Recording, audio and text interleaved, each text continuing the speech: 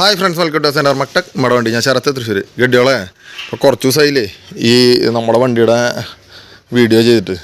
അപ്പോൾ നമ്മുടെ വണ്ടിയുടെ ഇപ്പോഴത്തെ കോലം ഇങ്ങനെയൊക്കെയാണ് കേട്ടോ. അതായത് ഓൾമോസ്റ്റ് പണി കഴിഞ്ഞു എന്നുള്ളതാണ് പാച്ച് വർക്കറിൽ നിന്ന് കിട്ടിയിട്ടുള്ള റിപ്പോർട്ട്.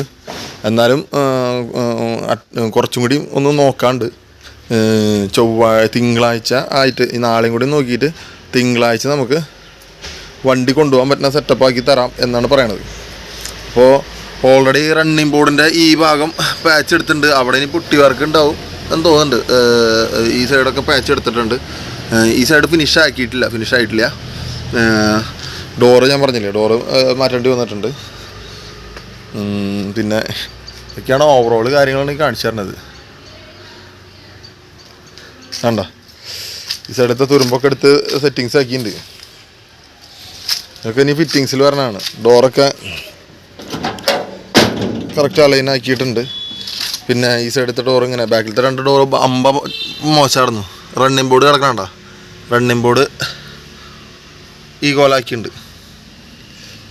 ഇപ്പോൾ എന്താ പറയുക, വണ്ടി ഇപ്പോൾ മാസം 1-2 ആയി.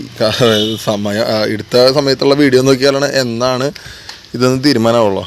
ഇനിയിപ്പോൾ ഇവിടുന്ന് ഇനി ഇറക്കിയിട്ട് ഉദ്ദേശിക്കണത് എൻജിൻ ഇറക്കണം.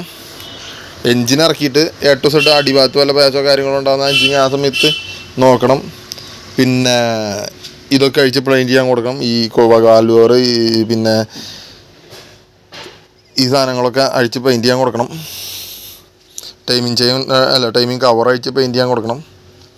മൊത്തത്തിൽ തൊണ്ടാക്കിയിട്ട് പെയിൻറ്റ് അടിക്കാനുള്ള ഉദ്ദേശം തന്നെയാണ്. അപ്പോൾ ഇതൊക്കെയാണ് നമ്മുടെ വണ്ടിയുടെ സ്ക്രൂകൾ. A to Z ഞാൻ പുതിയത് ഇടാൻ പറഞ്ഞിട്ടുണ്ട് കേട്ടോ. അതായത് പുതിയ സ്ക്രൂ ഉണ്ട. A to Z പുതിയ സ്ക്രൂ ആണ്.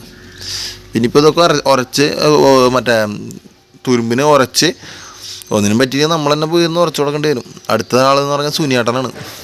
ഞങ്ങളുടെ വീടിൻ്റെ അടുത്തൊരു സുനിയേട്ടനാണ്. വലിയ ഒരു കോസ്റ്റ്ലി പെയിൻറ്ററല്ല, എന്നാലും തർക്കേടില്ലാണ്ട് പെയിൻ്റ് അടിക്കുന്നു വിശ്വസിക്കുന്നു. അല്ലാണ്ട് ഇവിടെ വേറെ ആൾക്കാരില്ല, അതുകൊണ്ടാണ്, വേറെ ഒന്നുമല്ല. അപ്പോൾ ഇനി എത്ര നല്ല പാച്ച് വർക്ക് ചെയ്താലും പെയിൻറ്ററുടെ കയ്യിലാണ് ഇതിൻ്റെ കാര്യങ്ങൾ നടക്കുന്നത്. പിന്നെ നമ്മളെ സംബന്ധിച്ച് ഒരു 80,000 90,000 അല്ലെങ്കിൽ 1,00,000 പെയിൻറ്റിന് കൊടുക്കില്ല. നമ്മൾ ആ ഒരു രീതിയിൽ പെയിൻറ്റ് അടിക്കാനുള്ള ഉദ്ദേശമില്ല. ഒരു 10-20 റുപ്യ അറ്റ കൈക്ക് ആ രീതിയിൽ ഇവനെ പെയിൻറ്റ് അടിച്ചിറക്കണം. പിന്നെയും പണിയുണ്ടല്ലോ. ടയർ മാറ്റണം. എൻജിൻ ഇറക്കുമ്പോൾ എൻജിൻ്റെ അവസ്ഥ എന്താണെന്ന് പറയാൻ പറ്റില്ല എന്നല്ല. എൻജിൻ നല്ല എൻജിനാണ്. മൊത്തത്തിൽ ഒന്ന് അടിയിലൊന്ന് അഴിച്ച് ക്ലീൻ ചെയ്ത് കുറച്ച് പണികളുണ്ട് എൻജിന്. പിന്നെ ആക്സിൽ കുഴപ്പമില്ല. പിന്നെ റേഡിയേറ്റർ അഴിച്ച് ക്ലീൻ ചെയ്യണം. അങ്ങനെ കുറച്ച് പണികളുണ്ട്. AC പിടിപ്പിക്കണം. AC ഇല്ലാത്ത വണ്ടിയാണ്. ACയുടെ പിടിപ്പിക്കണം. നമുക്ക് കാണിക്കാം ഈ വീഡിയോകളിൽ. തുടർന്നുള്ള വീഡിയോകളിൽ ഞാൻ കാണിച്ചു തരാം. അത് കഴിഞ്ഞിട്ട് ഇൻറ്റീരിയർ വർക്ക് ചെയ്യാൻ കൊടുക്കണം.